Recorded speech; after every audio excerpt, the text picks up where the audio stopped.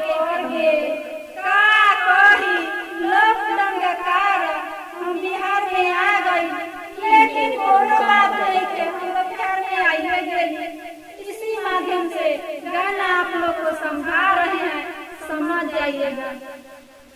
सात समुंदर पार में तेरे पीछे पीछे आ गई, मैं पीछे पीछे आ गई।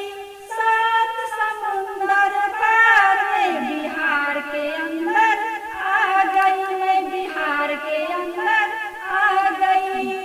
ओ मेरे बिहार, ओ मेरे बिहार, मेरी जान तेरे पीछे पीछे आ गई। सात समुंदर पार में तेरे बिहार के अंदर आ गई, मैं बिहार के अंदर आ गई। लेकिन बिहार के न तो आइए गेली है, सोचली कि मंदिर में अब जब बिहार में आइए गेली है तो माता रानी के चुनरी पटना से कीन कर ले आई है आ कहली है कि जाई छी बिहार में, और बिहार में दुर्गा जी तो बड़ा अच्छा मंदिर में बैठे छी, हम दुर्गा जी के चुनरी चढ़ा दे, दुर्गा जी के चुनरी चढ़ा दे, हम प्रणाम कर।